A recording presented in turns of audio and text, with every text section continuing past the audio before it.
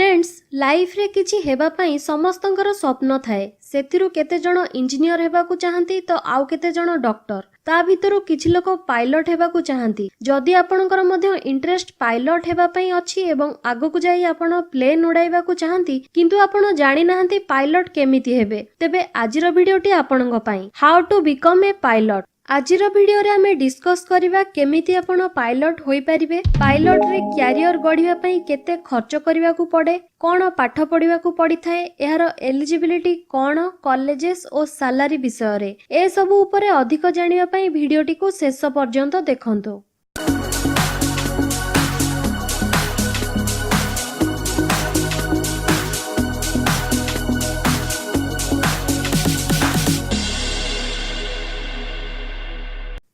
Friends pilot हेउचंती सेही व्यक्ति जे कि एरोप्लेन किंबा हेलिकॉप्टर उड़ाई थांती किंबा उड़ीबारे हेल्प करि थांती। तेबे चलंतु जानिबा एलिजिबिलिटी फॉर ए पायलट। आपन को 12th पास आउट होइथिबा दरकार physics, chemistry and math subject सह with 50% aggregate mark.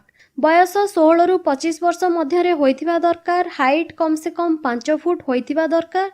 Eye vision perfect हेबा दरकार। इंग्लिश कम्युनिकेशन स्किल भलो होइथिबा दरकार। पायलट हेबा पई केतेक जरूरी लाइसेंस दरकार होई थाए।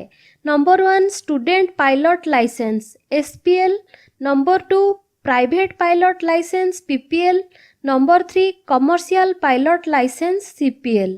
एही तीनोटी जाक लाइसेंस पाइबा पई आपन को फ्लाइंग क्लब रे एडमिशन नेबा को पड़िबो जहा कि गवर्नमेंट अप्रूवल होइतिबा दरकार माने directorate general of civil aviation थारो मान्यता पाइथिबा दरकार। SPL लाइसेंस पई किछि सब्जेक्ट रे एग्जाम देबा परे सर्टिफिकेट मिली थाए। एहा परे PPL लाइसेंस जरूरी। एथि पई आपन को विमान उड़ाइबार एक्सपीरियंस गेन करिवा को पड़े आउ एही एक्सपीरियंस पई आपन को निर्धारित 60 घंटा जाय विमान उड़ाइबा को पड़िबो। PPL पेपर्स रो एग्जाम देई पास करिवा को पड़िबो। CPL पई आपन को 260 घंटा पर्यंत विमान उड़ाइबा को पड़ी थाए। एही लाइसेंस टी पायलट हेबा पई बहुत जरूरी अटे। एबे जानिबा best pilot institutes in India.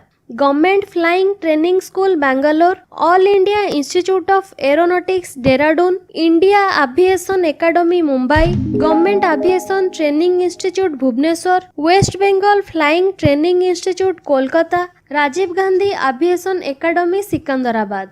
तेबे चलंतु जानिबा सैलरी स्कोप कोन रहिछि। पायलट माने बहुत अट्रैक्टिव सैलरी पैकेज रे जॉइन करिथांती। कमर्शियल पायलट मानकर सैलरी इंडिया रे बहुत अधिक।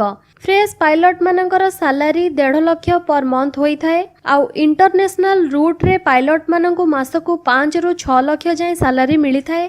फ्रेंड्स पायलट हेबा एते कठिन नुहे किंतु एते सहज भी नुहे काहेकि ना पायलट रो लाइसेंस पाइबा पई हेवी अमाउंट इन्वेस्ट करबा को पड़ी थाए।